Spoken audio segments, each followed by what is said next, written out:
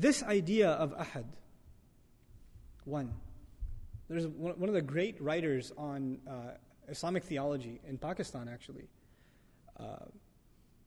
Rafi'uddin, Dr. Rafi'uddin, commenting on this surah, said something amazing. And I really appreciated it because I think for modern audiences, this kind of stuff needs to be said and heard. Allah created the human being with the knowledge of Himself. The human being knew already there is this highest ideal, Allah Azza wa Jal. And not just that there is a God and He created us and now we can do whatever we want. No, He's the Rabb, He's the Master.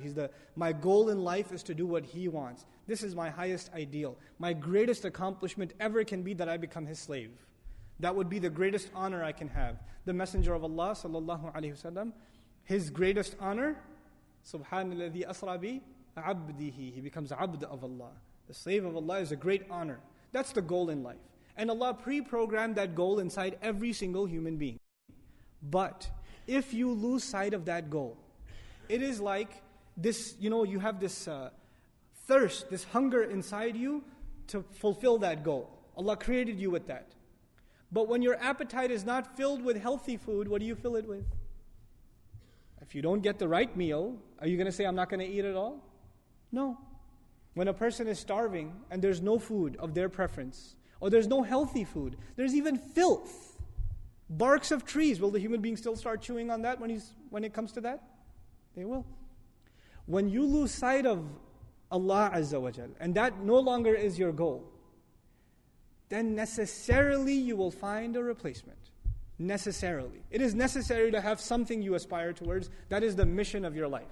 So the one who has found Allah, what happens to them? Inna salati wa nusuki wa mahyaya wa mamati lillahi rabbil alameen. It's very simple for them. The one who has really found Allah, their salah is for Allah, their sacrifices for Allah, their life and their death is now for Allah. The way they live, the way they eat, the way they sleep, what they want to do with their life, their long-term goals, their short-term goals, what are they going to do with their kids, why are they getting an education, where are they going to work, everything is now for Allah, that is their goal. But for the one who doesn't have that goal, they have to find another goal. And in old times there used to be idols, there used to be other religions, you find some other God. But in our times it's become far more pathetic. Far more pathetic. Now you have someone who's obsessed with their body and they're working out 18 hours a day. And their only goal in life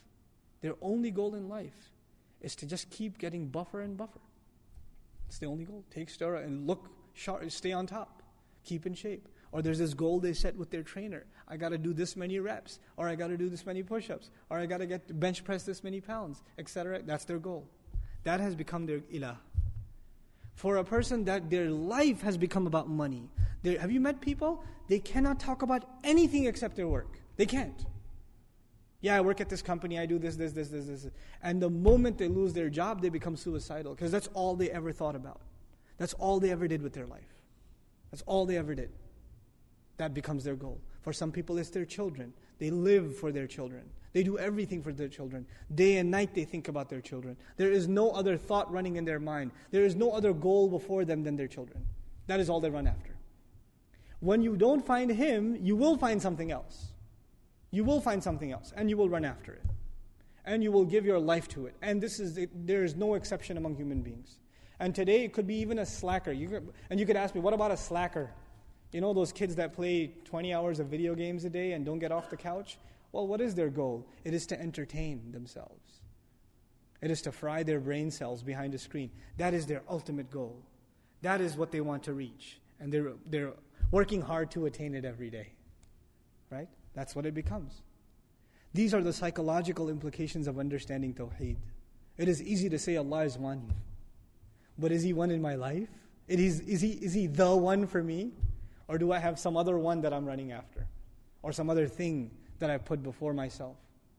Allah asked this question rhetorically. He says, مَا غَرَّكَ رَبِّكَ الْكَرِيمِ. What deluded you from your gracious Master? What was so important to you that you ran after, that you couldn't come after this? Subhanallah. Subhanallah. So when He uses this word, Huwallahu Ahad, its psychological implications, its implications on our attitude towards Allah, and how we think about our life completely changes. Now there is nothing more important to me than making Him happy. Nothing more important to me than Him being pleased with me. Nothing more important to me than He forgiving me. Nothing more important to me that He would talk to me on the Day of Judgment telling me that I'm successful. He will look towards me. I will not be from the ones He turns away from. وَلَا يُكَلِّمُهُمُ اللَّهُ يَوْمَ الْقِيَامَةِ. Allah will not talk to them on the Day of Judgment. May Allah not make us from those people. These are some of the psychological implications of just internalizing ahad. Ahad. Just that word.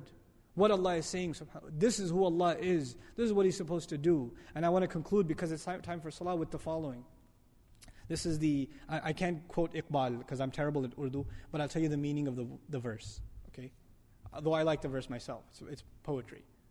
But he says what used to be, he's talking about, it's a poem about Tawheed. It's a poem about Tawheed.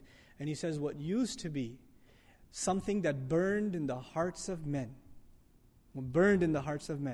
is now a subject of abstract philosophical debate. That's what he says. Now what is Tawheed to us today? Debates, discussions, abstract discussions in theology that have no end to them. No end to them. But what it used to be was something that burned inside the hearts. Am I fulfilling the rights of ahad yet? Am I doing justice to that ahad yet? May Allah make us of the people of Tawheed. May Allah give us in our hearts what burned, the likes of which burned in the heart of Ibrahim alayhi salam and the Messenger of Allah and the Sahaba radiallahu anhum ajma'een. We'll continue the dars on Surah Al-Ikhlas.